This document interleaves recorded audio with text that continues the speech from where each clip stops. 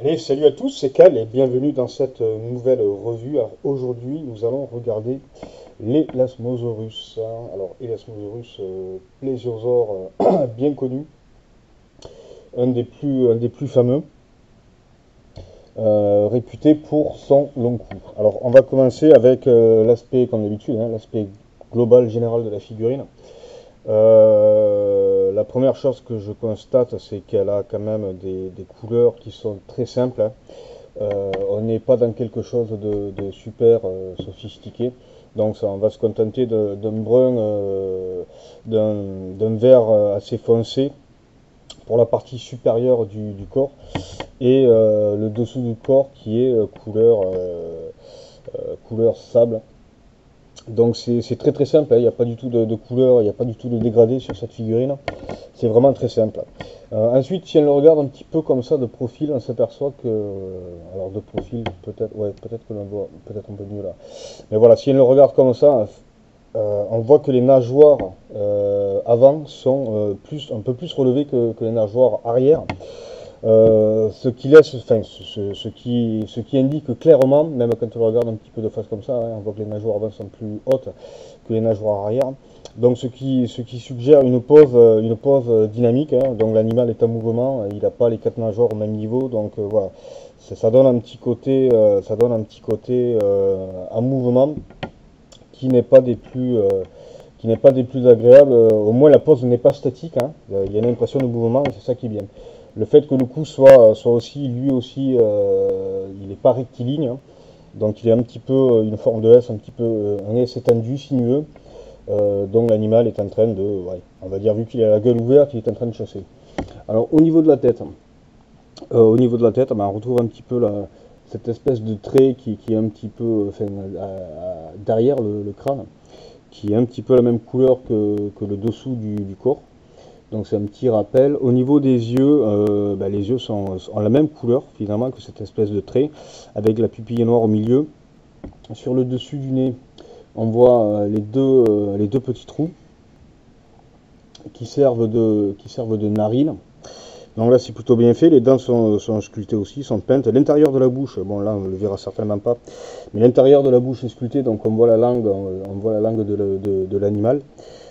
Les dents sont anatomiquement correctes, surtout les dents qui sont situées sur l'avant de la mâchoire supérieure, qui partent vers l'avant, donc ce qui veut dire que quand l'animal fermait la bouche, il avait les dents qui venaient se rabattre sur la mâchoire inférieure, donc ça c'est anatomiquement correct.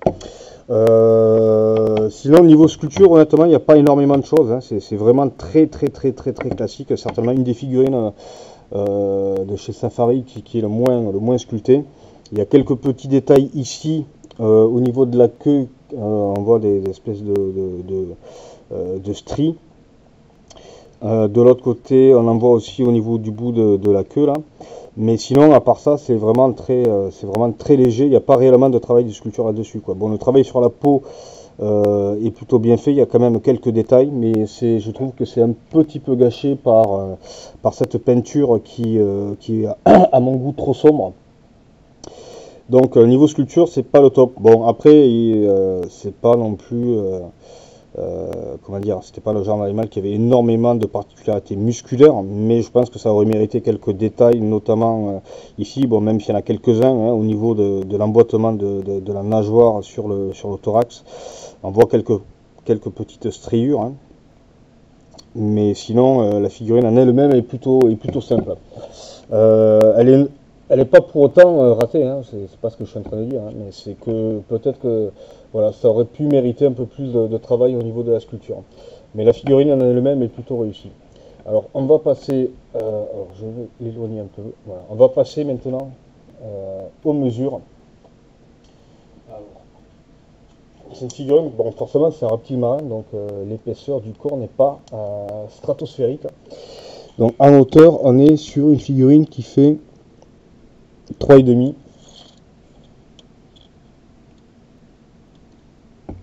Et en longueur, elle fait à peu près 25,5 de long. Petit détail que j'ai oublié de dire, c'est que le cou Le cou est flexible, hein. Enfin, bon, il n'est pas super flexible non plus, mais c'est pas du plastique dur, c'est du soft, c'est bandy, hein, c'est un petit peu bandy, c'est soft plastique. Les nageoires aussi, les nageoires sont plutôt souples, mais je m'amuse pas forcément à les trafiquer parce que ça risque de, voilà, elle risque de prendre une forme qui n'est pas la forme initiale et voilà, je préfère la laisser telle qu'elle. Alors au niveau comparaison de taille, on va la comparer par rapport au Soro Pelta que j'ai déjà passé en revue.